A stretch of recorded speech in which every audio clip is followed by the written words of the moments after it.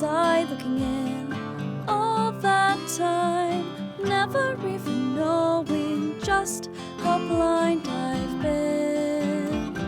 Now I'm here, blinking in the starlight. Now I'm here, suddenly I know. Standing here, it's all so clear. I'm where I'm meant to go. And at last I see the light. And it's like the fog has lifted. And at last I see the light. And it's like the sky is blue.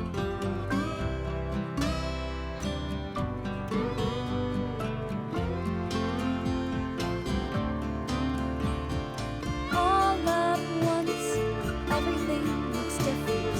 Now that I see you. Now that I see you.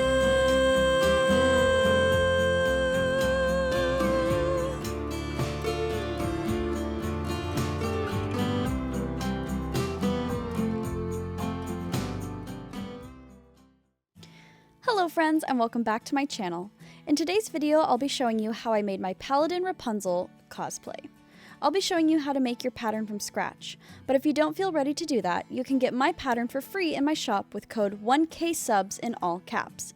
Link is in the description down below. So let's dive in. I started by wrapping my shoulder in paper tape to get a basic shape and size, and then marked a line down the shoulder. From there I peeled the tape off and cut down the line.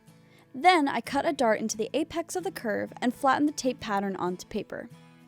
From there I added a bit of flair and smoothed out the pattern. No need to pattern the opposite side since this will be a symmetrical pattern and we can use the reverse of the pattern for the opposite side. Once I was happy with the shape, I began cutting. Clean cuts are the most important part of foam smithing. I used a utility knife for the base cuts, but you can use whatever you prefer.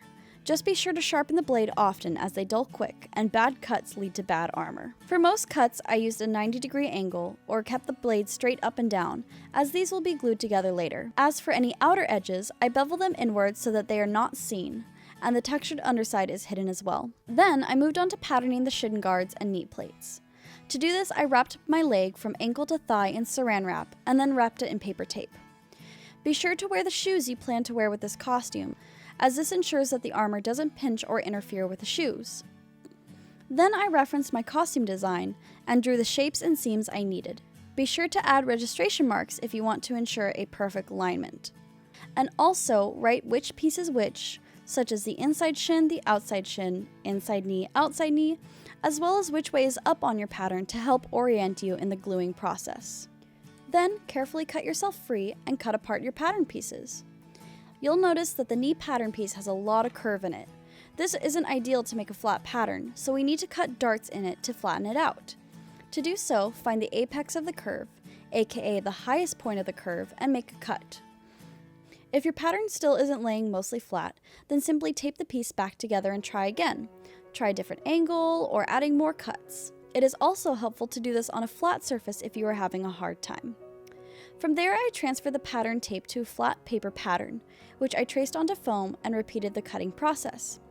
Be sure to cut 2 of each piece, one on the reverse side of the pattern for the opposite side of the body. Not shown was making the smaller plate pattern, which I cut from the larger pattern and then cut an inch off of each side. Pattern making is honestly all trial and error, and playing around with shapes till you find what you like, and of course, trace and cut out your pieces.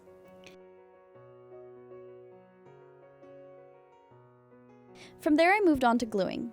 EVA foam is very porous, so you'll want to heat seal your seams before gluing so you don't use as much glue. You'll see the foam turn darker and shiny when it's sealed. For the gluing, you'll want to use contact cement. A brand like Barge or DAP are great, but avoid the green can from DAP as it does not work at all. Once the seams were heat sealed, I applied 3 layers of glue, letting them dry each time. The key to contact cement is letting it dry before touching the pieces together. I found the simplest way to glue pieces together seamlessly is to touch the bottom edges together first to assure they line up. Then press the top together, running your thumb along as you go to ensure the top is smooth. I repeated this on all the darts and seams till the armor was constructed. Don't stress if they're still gaping at the seams or holes. So long as the majority of the seam is sticking well, then the blemishes can be sanded away or filled later, as you'll see.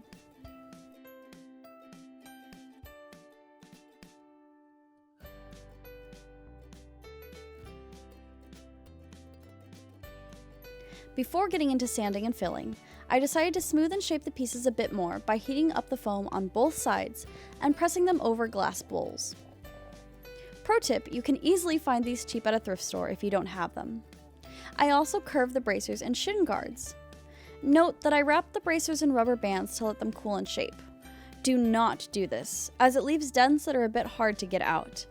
Instead, use paper tape to hold them together. Lastly, I patterned the chest by putting on the shirt and corset of the costume and laying paper tape on my skin, overlapping the costume a bit and drawing the desired shape. I cut out half of my pattern and placed it onto thin foam to make the final pattern piece, being sure to smooth the edges of the pattern.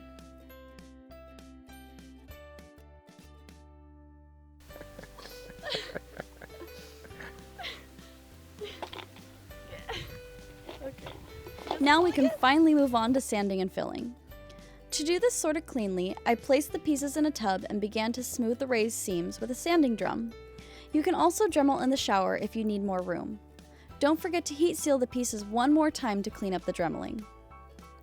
To fill and smooth the seams, I took DAP Quick Seal and squished it into the seams and any holes naturally in the foam, then smoothed the excess over the sanded area with my finger and some water. After a few coats, the seams were quite smooth to the touch. Now for the fun parts, the appliques. I wanted to base the appliques off of Rapunzel's chalk art, but I needed to determine the size of the sun and filigree. To do this, I measured the rough surface area of each piece I wanted the filigree work on and wrote it down. I then went to Google and typed in tangled clip art to find a transparent file of Rapunzel's chalk art and her iconic sun and saved it to the computer. I then put these files into Photoshop on an 8.5 by 11 sheet of paper and resized the files to the dimensions I wrote previously using the ruler guides on the side. If you don't have Photoshop, try the free program called GIMP, G-I-M-P. I then printed and cut these out and layered them onto my armor to see if I liked the sizes. This took a couple tries, so I have included my final sizes in the pattern pack. I then traced all my suns onto the small craft foam and cut them out with a sharp X-Acto knife. Once the suns were ready, I set them aside and gave the armor a quick once over with a very fine sandpaper. Don't sand too much as the quick seal will peel up in the thinner areas. Then I cut 1/2 inch wide long strips out of thin craft foam, coated them and the edges of my armor in contact cement, and began trimming all my pieces. The trick is to run a finger along the edge of the armor as you apply the trim to make them line up. The thin foam curves very nicely around corners too, so no need to pattern the trims separately. Getting clean seams with these is easy to do too. Simply cut the overlapping piece ever so slightly over the edge of the other, then use the knife to push the overlap back and down against the edge of the previous piece. Since the piece is slightly longer, it'll spring back and push tight against the joint, leaving very little space or need to fill.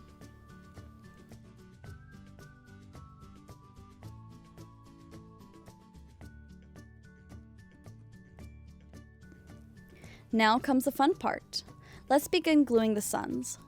I used crazy super glue to glue them down, but don't make my mistake and buy it at a craft store for $3. You can get these at the 99-cent store.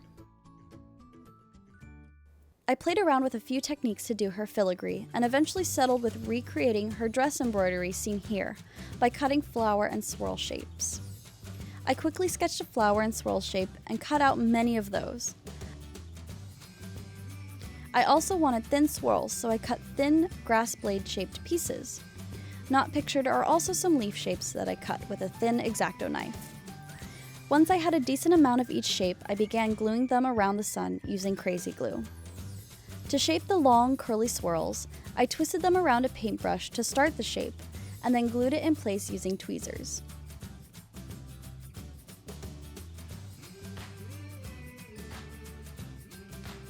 I found the easier way to do this later on while working on the skirt plate, which is to cut the blade shape with tapered ends, wrap it around the brush like previously, But instead of applying the glue to the applique, sketch where and how you want it to lay on the armor and apply the glue on that line. Then, slowly lay the applique down on the line and you are set. The design was missing a staple piece of Rapunzel's art style, which is dot work, so I slightly thinned out some quick seal and put it in an old squeeze bottle to make these dots. I'd recommend puff paint if you're going to recreate this. I was using what I had on hand, and though it worked okay, puff paint would have been a lot cleaner and easier. I tested my fake puff paint and tried some shape making too, which I later ditched and just began dotting the armor. Lastly, I etched the lines inside the sun using a soldering iron. What the fuck? Lastly, I etched the lines inside the sun using a soldering iron.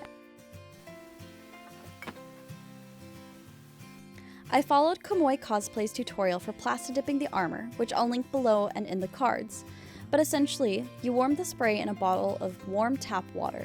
Shake well and cover your armor in multiple light coats, letting them dry between layers, and spray about a foot away.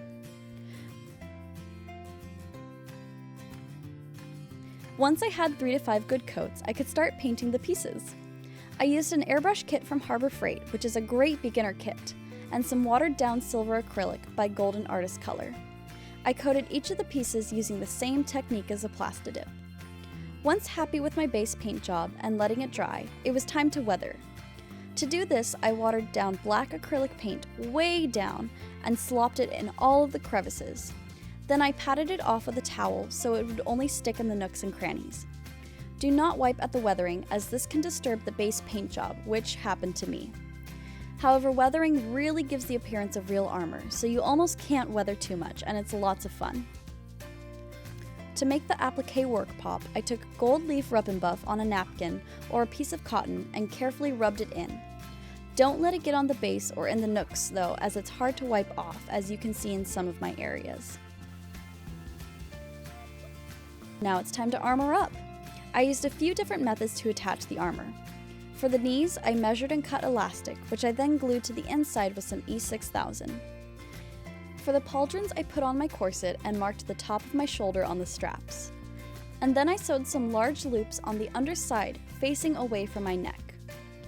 Then I sewed the hook onto some ribbon and glued it to the inside of my pauldron with E6000, leaving room for the hook and ribbon to go under my corset strap and hook onto the loop. I lost the footage for the skirt plate, but essentially I held it against me and marked where the plate and the corset would meet, marking both pieces. I then sewed loops onto the inside of the corset and made tubes from the scraps of my skirt fabric with hooks on the end, which I glued onto the skirt plate with E6000. Now, these did start to rip off later due to the weight and friction of the leather belt and pouch I was wearing, so I recommend gluing these with contact cement instead. For the shins and bracers, I made lacing panels, which you can learn how to do with my corset making tutorial, linked in the cards. Then I glued them down with contact cement. Last but not least, the chest plate was attached with the same loop and hook method as the straps. At some point, I will go back and reinforce the plate with Mod Podge and fabric, as it's just a little too soft. And finally, you are ready to go dungeon crawling and find your new dream. Don't forget your frying pan though. I'll show you how to make one really easily with foam in next week's video. If you found this video helpful, share it with your friends, as it helps me to be able to create more tutorials. Also, hit that subscribe button, and remember, cosplay is all about having fun. All at once, everything looks different now that I see you. Now that I see you. You're a fucking dog.